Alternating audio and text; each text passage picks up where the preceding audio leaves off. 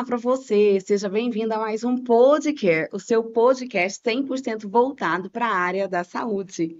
Aqui sou eu, Silvânia Fala-se, o seu host desse episódio.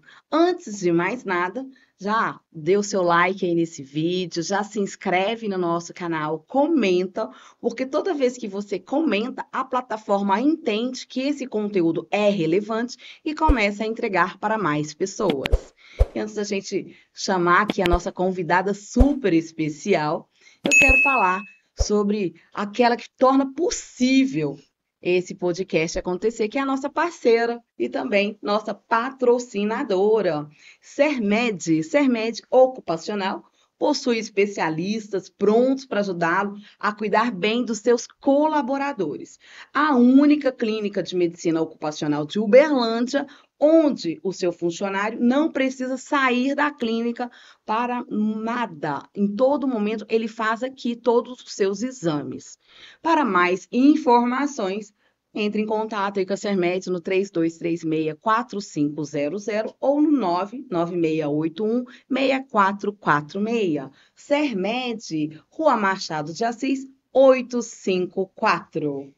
E agora, chamar aqui a nossa convidada especial desse episódio, chamar ela aqui, Ana Duarte, psicóloga, especialista em sexualidade e avaliação psicológica para cirurgia, mestranda em psicologia e psicologia clínica e saúde.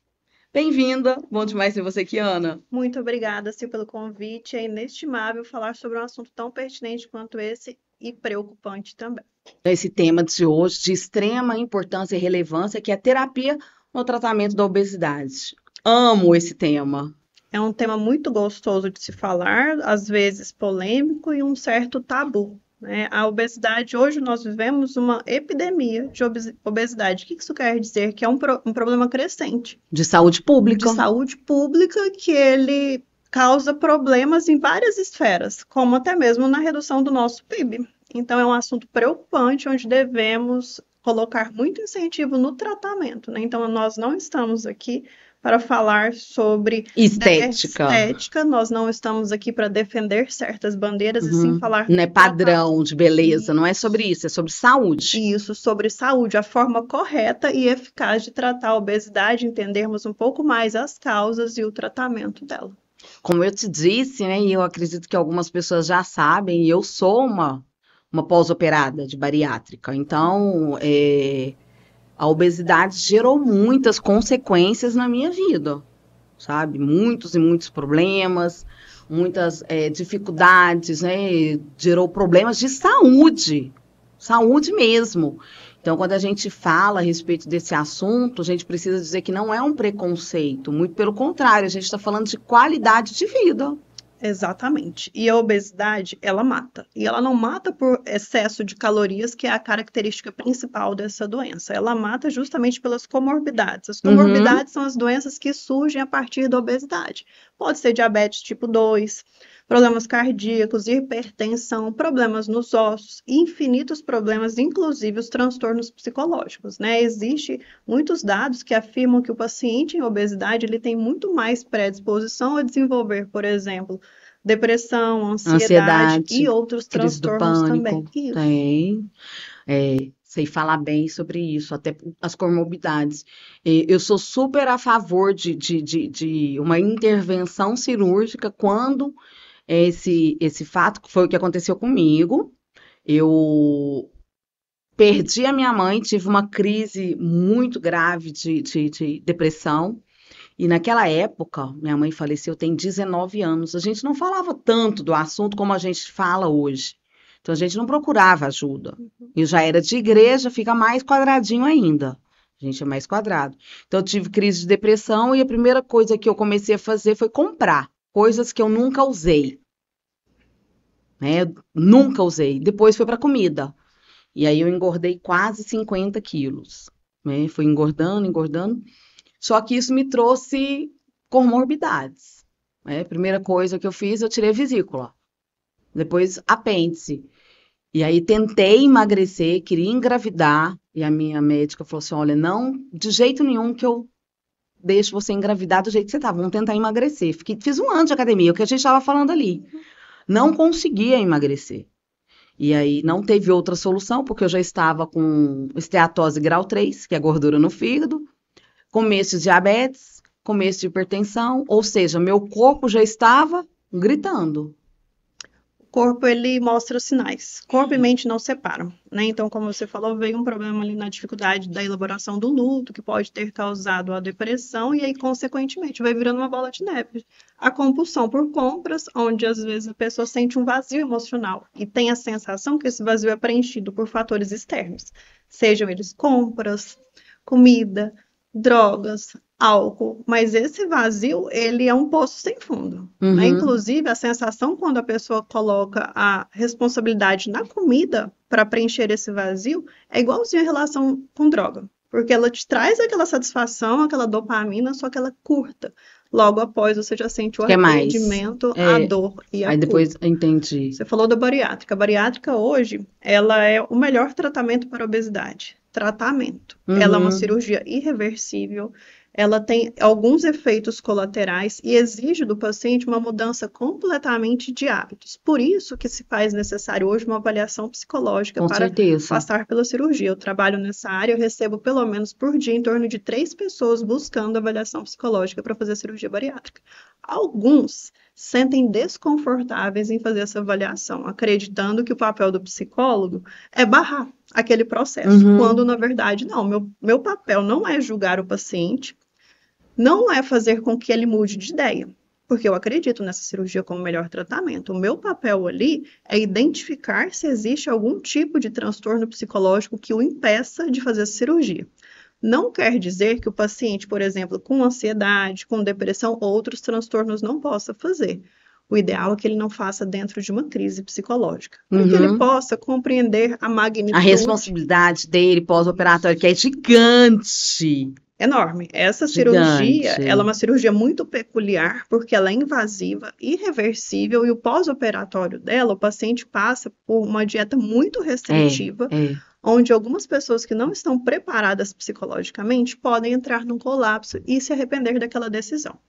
A minha sugestão é justamente para que o paciente entenda como parte de um processo e ele não precisa passar por isso sozinho. Aí vem a importância do acompanhamento terapêutico. Da rede, né? Do psicólogo. Como você falou, como é um problema multidisciplinar, né, que a obesidade ela tem fatores genéticos, fatores socioculturais, fatores de comportamento e fatores psicológicos. Então, a gente precisa fazer o que? Tratar nessas 4 esferas. Não adianta fazer só a cirurgia, quando não há mudança de hábitos e o acompanhamento por os profissionais dessas 4 esferas. Eu gostei muito quando eu fiz, porque eu fiz por um convênio daqui de Uberlândia, e esse convênio, a gente não vai fazer propaganda, mas esse convênio é um convênio que para ele liberar a cirurgia, ele tem o curso. Além de onde eu fiz, que é uma clínica muito top também, que tem toda uma rede de profissionais de apoio, lá tem os psicólogos, tem tudo. Até a esposa do meu médico, ela é psicóloga e ela é brava, com força. Ela não libera se não tiver ok, porque é uma responsabilidade muito grande. Mas esse convênio, ele exige esse curso, sabe? E vem depoimentos. Aí eles trazem pacientes pós-operados para darem depoimentos e eles fazem até ali uma coisa assim, eles tocam terror. Por quê? Porque é verdade, se você fizer a cirurgia bariátrica e você ali não fizer aquela restrição, principalmente no pós-operatório, logo ali dentro, porque a gente sabe de casos de paciente que pediu para a família levar comida sólida.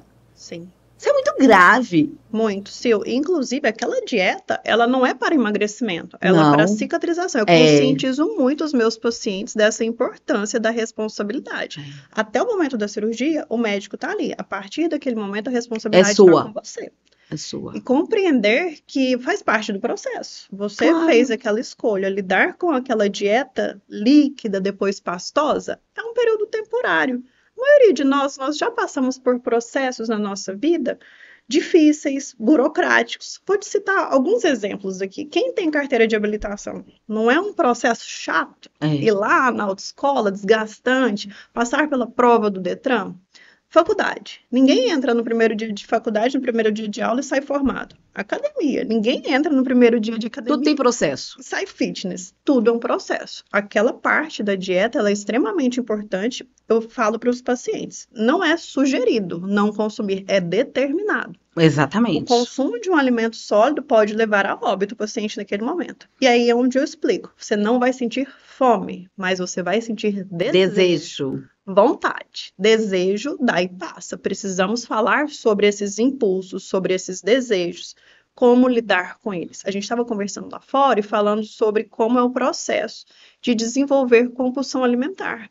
Nosso primeiro prazer, ele é pela boca, lá no contato com uma Então, eu vaca. nunca tinha pensado nisso. É verdade. A nossa É uma memória afetiva. Isso, a nossa papila gustativa, a nossa boca, ela é formada de vários elementos ali que eles sentem o sabor e eles têm uma, igual você falou, uma memória afetiva que nos remetem ao conforto, ao colo da mãe, aquele sabor gostoso. Então é o primeiro vínculo que a gente tem com o prazer. Por exemplo, se a gente parar para pensar, o dependente químico é um processo. Até ele chegar na droga, ele passou por outros estágios. A compulsão alimentar é a primeira fonte de prazer. A nossa sociedade coloca a comida como centro de uma conversa.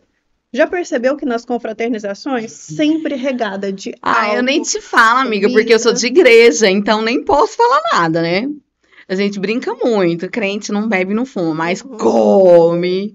E se a gente não se policiar, tudo tem comida envolvida. tudo. Então, a sugestão para os pacientes, né, durante o processo terapêutico é se conhecer, identificar o que te dá prazer, o que te dá satisfação para além da comida. O que a comida tem que ser para a gente, assim como a gasolina está para o carro, um combustível, uma fonte de nutrientes. Então, compreender melhor o papel da comida tira ela daquele local de importância, onde eu Entendi. só sou feliz comendo. Comendo. Onde está a felicidade, a sensação de satisfação nas nossas relações? Marido e mulher, filhos, profissão, ali deve estar a satisfação. Então, o meu trabalho enquanto psicóloga é despertar esse interesse do paciente nas outras áreas para além da comida. Aham.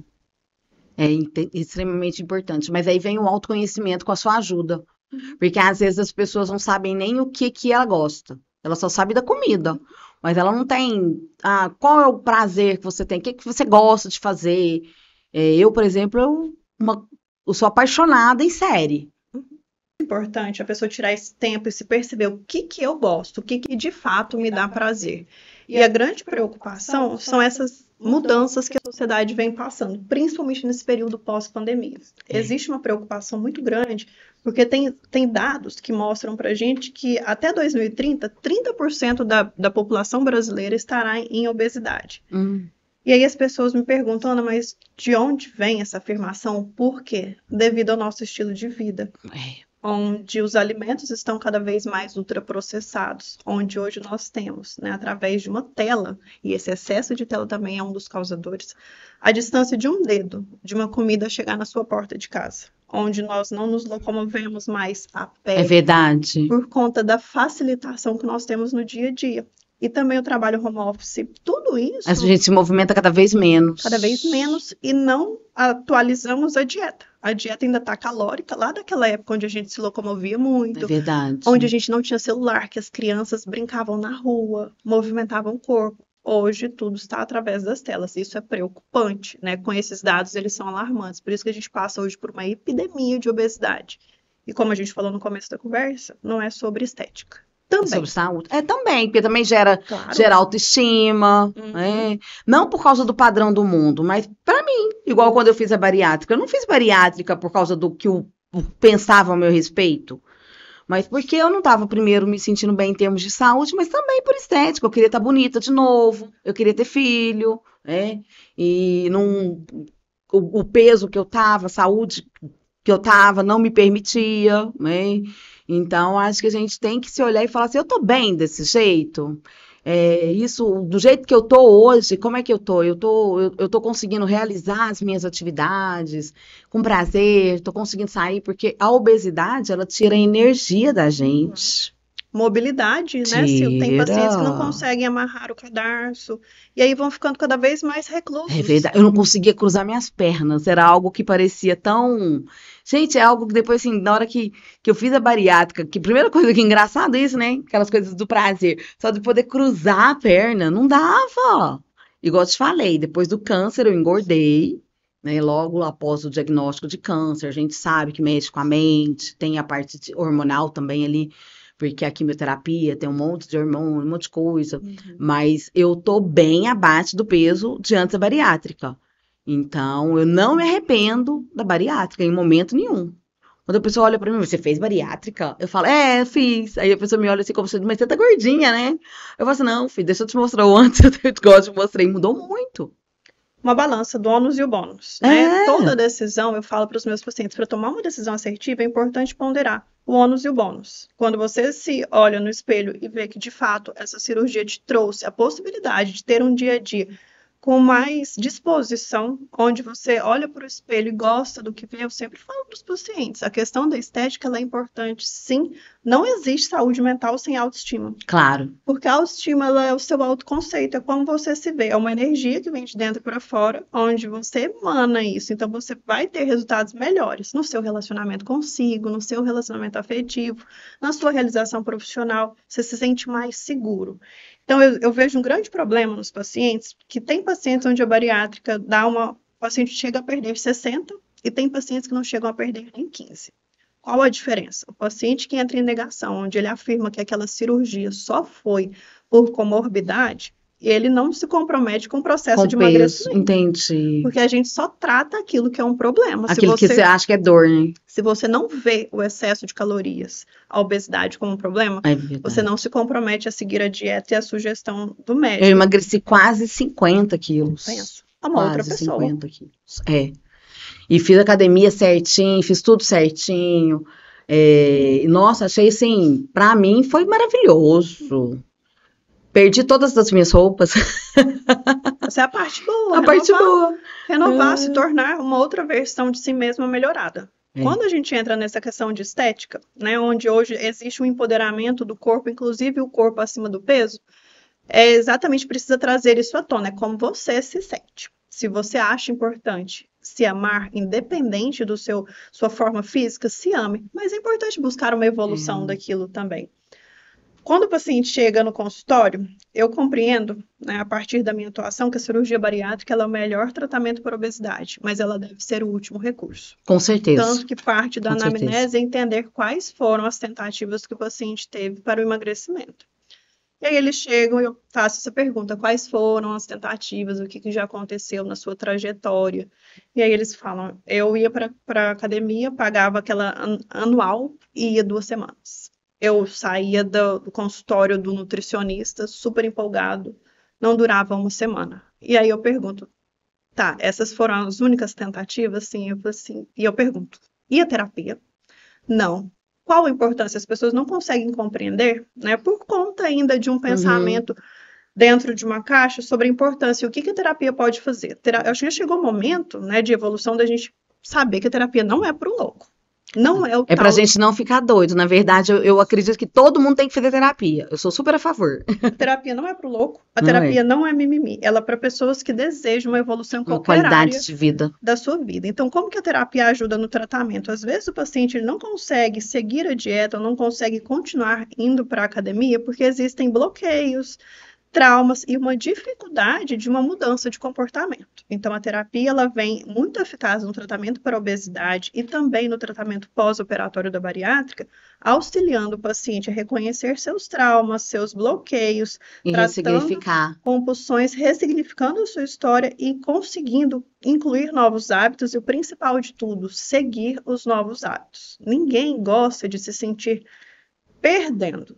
Nós buscamos relações de ganhos. Então, se o paciente olha para aquele processo e acha ele doloroso, a chance dele sabotar aquela dieta ou aquele processo de emagrecimento é muito grande. Eu incentivo o paciente a encontrar nessa jornada satisfação, compreender que, imagina só, se eu te dou uma Ferrari hoje, você vai abastecer ela num posto sem bandeira? você vai colocar gasolina aditivada no melhor posto. A mesma coisa, você fez a bariátrica, está na sua melhor forma física. Você vai continuar consumindo alimentos pobres, alimentos que não vão te dar uma qualidade de vida? Não faz sentido. E as pessoas, elas não compreendem, às vezes, que eu falo, que me incomoda muito eu ter ganho peso por causa do câncer. As pessoas, mas você foi curado. Eu falo assim, você não está conseguindo compreender o que eu estou te falando. Eu passei por um processo para a vida toda. Então, graças a Deus, eu consigo ser grata por ter vencido o câncer. Mas não tem como eu não sentir incômodo por ter ganho peso depois de ter feito bariátrica. Me incomoda. Sil, sugestão. Olha para essa trajetória se acolhendo. Não se julga e não se culpa. Entende que a vida é aqui e agora. A partir de agora, se você se conscientizou, ainda tem tempo, né? De tratar essas questões e buscar a sua melhor forma. Mas eu te vendo hoje, eu vejo o quanto você tem vida dentro de si. É por isso que eu gosto da bariátrica e aprovo ela como melhor forma de tratamento para a obesidade, desde que recomendado, e como eu te falei, é o último estágio. O último. Eu conversei outro dia com uma menina de Uber. Adoro pegar Uber e conversar. E ela tá assim, ela tá uns 20 quilos acima do peso dela. Abaixo de 30 anos de idade. Ela não tem nenhum tipo de comorbidade. Nada, ainda. Só que ela já queria ir pra bariátrica. Aí eu falei pra ela, falei assim, eu não aconselho. Aí eu só lamento pra você, mas não tem jeito. É academia, é terapia, é realmente mudança de hábito. A bariátrica, ela tem que ser sua última opção. Eu fiz e não me arrependo. Não me arrependo em momento nenhum. Só que é um procedimento invasivo e para a vida toda. Por exemplo, churrascaria.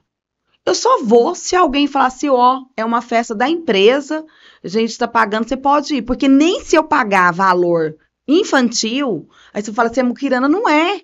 Não vale. Eu não como o que uma criança come na churrascaria. Muda completamente, né? Não cabe. Comida, até porque eu acho que é porque eles colocam alguma coisa lá. Não sei por quê, mas churrascaria não. É a única coisa que eu falo assim, o que você eliminou? Churrascaria eu eliminei.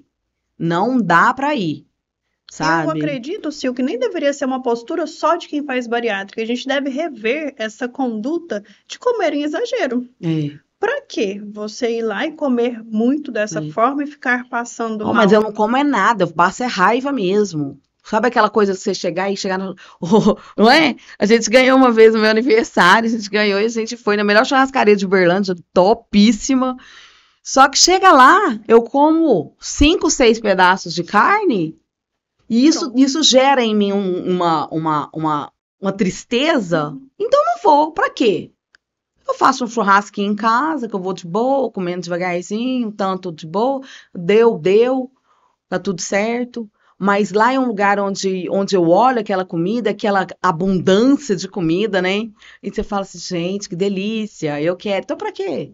Eu acho que a gente tem que cuidar daquilo que não... Aquilo que te gera tristeza, que te faz lembrar de algo que passou. Não como mais, tá tudo certo. Tô com saúde. Hoje... Refiz meus exames recentemente aqui na CERMED e tá tudo em dia, graças a Deus, tudo assim, você fala, mentira, tudo certinho, então é o mais importante. Mas a gente precisa ter esse equilíbrio. A bariátrica, ela, como você mesma disse, ela tem que ser a última opção, porque ela é opção para a vida toda.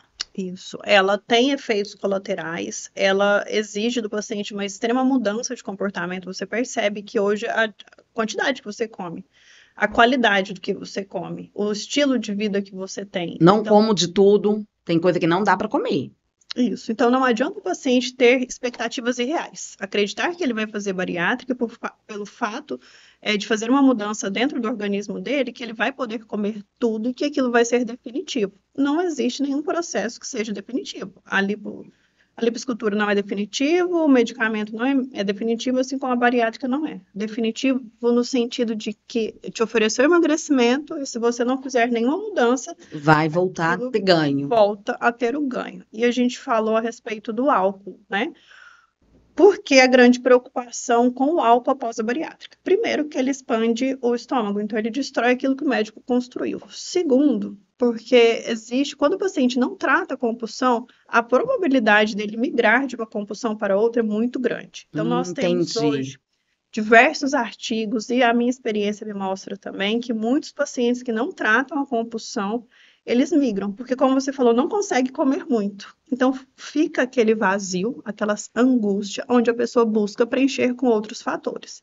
Então é preocupante, não adianta nada. O paciente tratar a obesidade e se tornar um alcoólatra. O prejuízo é inclusive maior.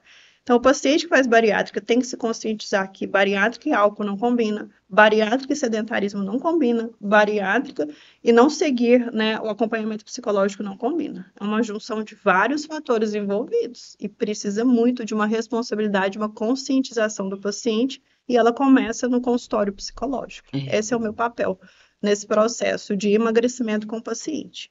E é gritante a diferença do paciente que ele faz acompanhamento psicológico, que ele pratica esporte, do paciente que não faz. É qualidade de vida. Ou você vai arrastar a corrente, ou você vai encarar a sua vida como uma nova oportunidade para ter uma vida de maior qualidade. Eu me lembro, a gente estava falando sobre a mastigação, falando sobre o estômago. O sólido é porque o estômago está cicatrizando. Eu me lembro das primeiras vezes em que eu fui para comida sólida, sabe? Eu pensava que nunca mais na minha vida eu ia comer, porque dói.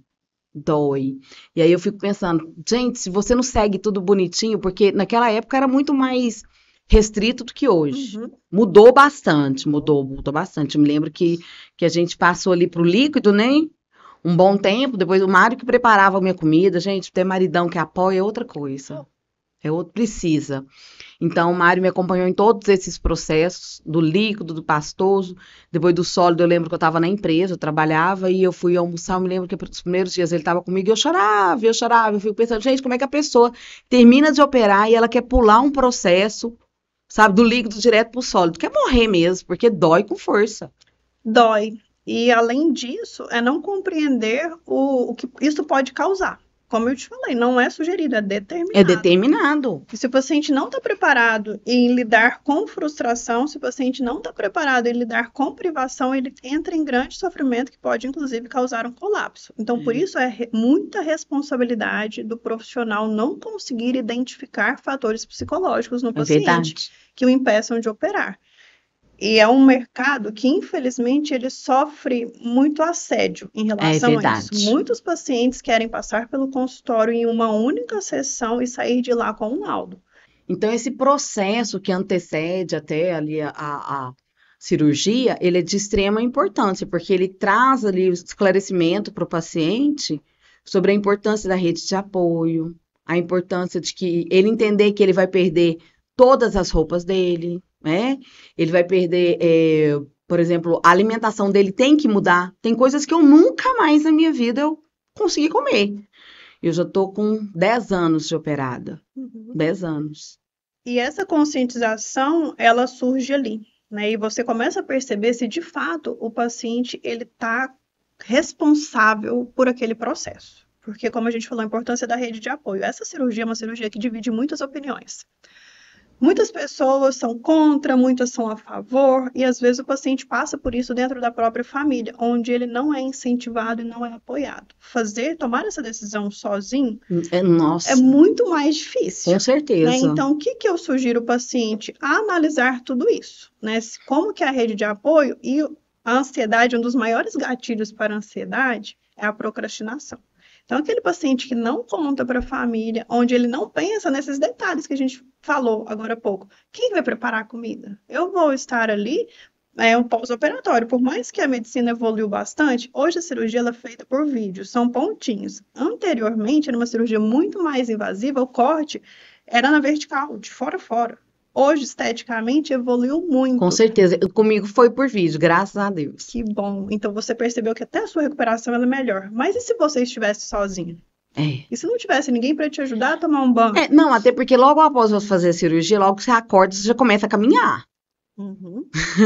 Já começa esse desafio. Isso. Hoje em dia, por volta de 15 dias, o paciente já retoma as suas atividades no trabalho, por exemplo, né? Com 30 dias, o médico já costuma liberar para ir praticar esporte. Então, a recuperação, a qualidade de vida hoje dos pacientes, antigamente, o paciente que fazia bariátrica, ele tinha até um estereótipo.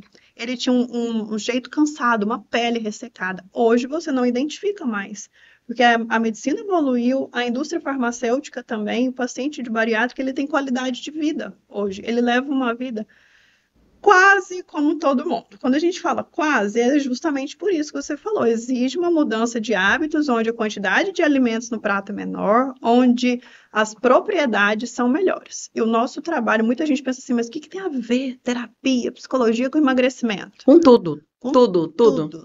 Na verdade, a terapia tem a ver com tudo. O nosso papel da psicologia no emagrecimento é justamente isso, fazer com que o paciente reconheça a sua responsabilidade nos processos da vida e encontre ali, consiga identificar, primeiro, se existe traumas, bloqueios, como tratá-los, como inserir novos hábitos. Então, terapia e emagrecimento tem super a ver, sim. Muito bom, gente, que papo gostoso, maravilhoso aqui com a Ana Duarte.